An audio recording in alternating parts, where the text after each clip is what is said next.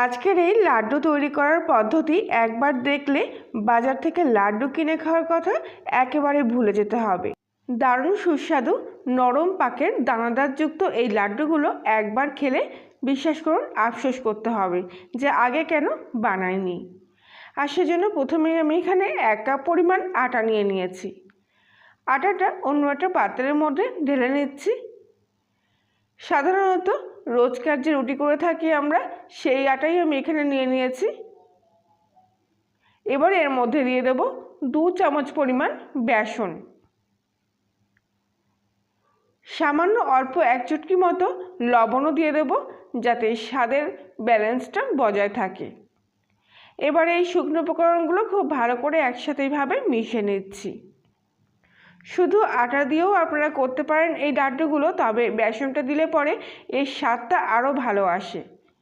এবারে 2 চামচ মতো ঘি এর মধ্যে দিয়ে দিচ্ছি। দিয়ে খুব ভালো করে ঘিয়ের সাথে আটা আর বেসনটা এইভাবে মিশিয়ে নেব। হাতের মধ্যে এইভাবে একটু ডলা দিয়ে দিয়ে ঘিটা আটার সাথে ভালো করে মিশিয়ে নিতে হবে, যাতে কোথাও ঘিটা দলা বেঁধে না থাকে। তবে সামান্য ঘি দিয়ে আটাটা মাখা হয়েছে তাই এরকম ঝুরঝুরে মতোই থাকবে। ঘিয়ের সাথে বেশ কিছুক্ষণ ভালো করে আটাটা এইভাবে মিশিয়ে নিয়েছি। এবার এ পর্যায়ে আমি হাতের মধ্যে সামান্য সামান্য জল নিয়ে নেব। জল দিয়ে আটাটা খুব ভালো করে মেখে নেব। এক্ষেত্রে আমি নর্মাল টেম্পারেচারের জল দিয়েই মাখছি আটাটা, তবে একদম অল্প অল্প করে জল দেবো আর ভালো করে মাখতে থাকবো। খুব একটা বেশি শক্ত করে মাখার দরকার নেই। মোটামুটি রুটি করার জন্য আমরা যেরকম আটা মেখে থাকি সেরকম করেই মেখে নিয়েছি। এবার হাতটা ভালো করে ধুয়ে আসব আর হাতের মধ্যে সামান্য একটু ঘি মেখে নেব। তারপর এর থেকে অল্প করে অংশ কেটে নিয়ে এরকম হাতের মধ্যে নিয়ে এরকম লম্বা লম্বা শেপ দেবো আর একটু হালকা চ্যাপ্টা করে নেবো এটাকে। ঠিক এইরকম আকৃতির করে আমি অন্য একটা প্লেটের মধ্যে এগুলোকে তুলে নিচ্ছি। এইভাবে তৈরি করলে খুব সুবিধা হবে। আর অবশ্যই এরকম একটু পাতলা পাতলা চ্যাপ্টা চ্যাপ্টা মতো করে নিতে হবে। জাস্ট হাতের মধ্যে নিলে এইভাবে দলা করে নিলে কিন্তু হয়ে যাবে, খুব একটা বেশি সময় লাগে না এগুলো তৈরি করতে। তো বাকিগুলোও ঠিক একইভাবে এখানে তৈরি করে নিয়েছি। এবারে কড়াইতে কিছুটা তেল নিয়ে নিয়েছি। তেলের মধ্যে এগুলো দিয়ে দেবো, দিয়ে গ্যাসের ফ্লেমটা একদম সিম আঁচে করে রেখে ভেজে নেব। আগে থাকতে কিছুটা ভাজা তেল ছিল, সেই তেলের মধ্যেই আমি এগুলো ভেজে নিচ্ছি। খুব একটা বেশি তেল লাগে না এগুলো ভাজতে। একটা পিঠ পুরোপুরি লাল হয়ে গেলে উল্টো পিঠটা উল্টে দেবো ভাজা হওয়ার জন্য। তবে খেয়াল রাখবেন যেন কোনোভাবে এগুলো পুড়ে কালচে না হয়ে যায়। তাই জন্য মাঝে মধ্যেইভাবে একটু উল্টে পাল্টে দিয়ে এগুলোকে ভেজে নিতে হবে। আর গ্যাসের ফ্লেমটা একদম সিম আঁচে রেখে ভাজলে এগুলো ভিতর থেকে খুব সুন্দরভাবে খাস্তা হবে। কিছুক্ষণের মধ্যে এগুলো সুন্দর ভাজার একটা কালার চলে আসলে এবার এগুলো তেল থেকে ছেঁকে নিয়ে আমি তুলে নিচ্ছি। খেয়াল রাখবেন যেন ভাজার কালারটা এরকম সুন্দর আসে। হালকা এরকম গোল্ডেন মতো হলে দেখতে লাড্ডুগুলো বেশি ভালো লাগবে। বাকিগুলো ঠিক একইভাবে ভেজে নেব, নিয়ে আবার তেল থেকে ছেঁকে নিয়ে তুলে নেব। খুব সহজ এই লাড্ডুগুলো বানানো, মাত্র 2 হাতে কয়েক মিনিট সময় থাকলে কিন্তু ফটাফট দেখবেন তৈরি হয়ে যাচ্ছে। তো এই ভাজাগুলো আমি এবার রেখে দিয়ে কিছুক্ষণ পুরো ভালোভাবে ঠান্ডা করে নিয়েছি। পুরোপুরি ঠান্ডা হয়ে গেলে এবার আমি এগুলোকে এরকম একটু ভেঙে ভেঙে মতো নিচ্ছি।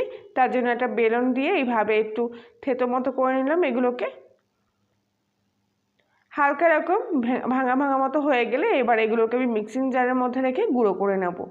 এভাবে করলে জারের বেশি প্রেশার পড়ে না আর খুব ভালোভাবে গুঁড়োও হয়ে যায়। সবগুলো আমি এরকম করে গুঁড়ো করে নিয়েছি। তবে দেখতে পাচ্ছেন এরকম কিন্তু একটু দানা দানার মতো ভাব আছে, একেবারে কিন্তু মিহি করে গুঁড়ো করিনি। এই জিনিসটা একটু খেয়াল রেখে এইভাবে এটা গুঁড়ো করে নিতে হবে। এবার অন্য একটা প্যানের মধ্যে আমি 1 চামচ পরিমাণ ঘি নিয়ে নিয়েছি। ঘিটা গলে গিয়ে একটু গরম হয়ে গেলে এবার আমি এখানে কিছুটা বাদামের কুচি নিয়ে নিয়েছি। সাধারণ চিড়ে বাদামের কুচি একটু হালকা আঁচে এভাবে ঘিয়ের মধ্যে নেড়ে চেড়ে ভেজে নেব। কিছুক্ষণের মধ্যেই বাদামের কুচিগুলো সুন্দর একটা ভাজার গন্ধ চলে এসছে। খুব একটা বেশি কড়া করে ভাজার দরকার নেই, এরকম হালকা একটা ভাজার কালার চলে আসলে এবার এর মধ্যে আমি আগে থেকে গুঁড়ো করে রাখা মিশ্রণটা এর মধ্যে দিয়ে দিচ্ছি। দিয়ে খুব ভালো করে এই বাদামের সাথে এগুলোকে একটু হালকা নেড়ে চেড়ে নেবো, তাহলে ঘিটাও কিন্তু এর সাথে মিশে যাচ্ছে। আর এই সময় ঘিটা এর সাথে মিশে গেলে এর গন্ধটা আরও ভালো আসবে। এবার গ্যাসটা পুরোপুরি অফ করে দেবো আর এই গরম প্যানের মধ্যে এই গুঁড়োটাকে একটু ভালোভাবে এইভাবে নাড়াচাড়া করে নেব। এর ফলে এর যে টেক্সচারটা আরও সুন্দর আসবে। এবার এই গুঁড়োটা আমি অন্য একটা প্লেটের মধ্যে ঢেলে নিচ্ছি। খুব বেশিক্ষণ ভাজার দরকার নেই, এরকম 2-1 মিনিট মতো একটু নাড়াচাড়া করে নিলেই হয়ে যাবে।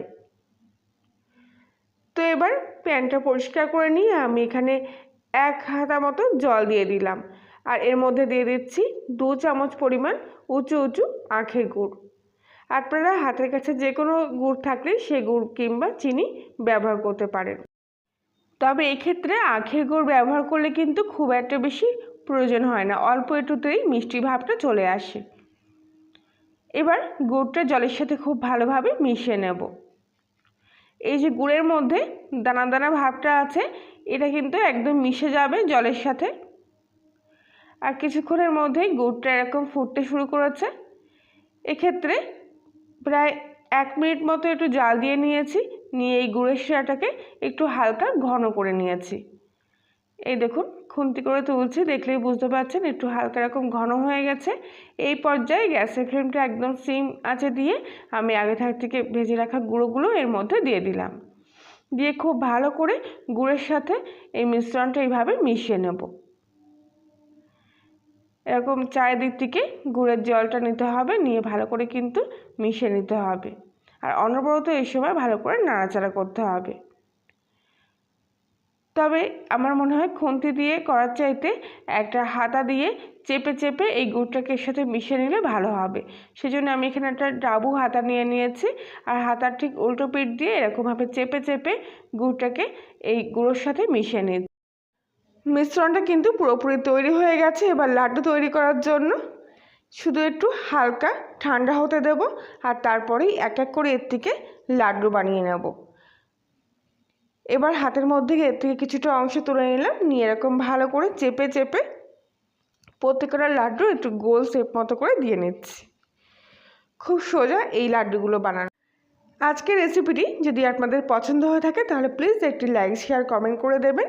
আর রোজকার মতো আবারও বলছি, আপনি যদি কলিনের রান্নাঘরে নতুন সদস্য হয়ে থাকেন তাহলে চ্যানেলটিতে একটু সাবস্ক্রাইব করে দিতে ভুলবেন না। আর পাশের বেল আইকনটি প্রেস করবেন নতুন কোনো ভিডিওর আপডেট পাওয়ার জন্য। বাকি লাড্ডুগুলো আমি ঠিক একইভাবে তৈরি করে নেব, তবে একটু কিন্তু হালকা গরম থাকা অবস্থায় লাড্ডুগুলো বানিয়ে নিতে হবে। আর লাড্ডুগুলো তৈরি হয়ে গেলে একটু গুঁড়ো এরকম উপর থেকে লাগিয়ে নেব, এতে এগুলো দেখতে আরও সুন্দর লাগবে। তো বাকি লাড্ডুগুলো আমি ঠিক একইভাবে এখানে তৈরি করে নিয়েছি আর দেখুন কত সুন্দর লাগছে।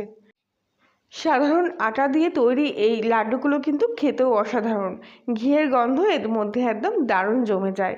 এখান থেকে লাড্ডু আমি ভেঙে নিয়ে দেখাচ্ছি, দেখুন ভিতরের টেক্সচারটাও কত সুন্দর এসছে। আর এই লাড্ডুগুলো আপনারা একবার বানিয়ে সারা মাস জুড়ে খেতে পারবেন। তাহলে বন্ধুরা আজকের মতো এই পর্যন্তই, সবাই ভালো থাকবেন।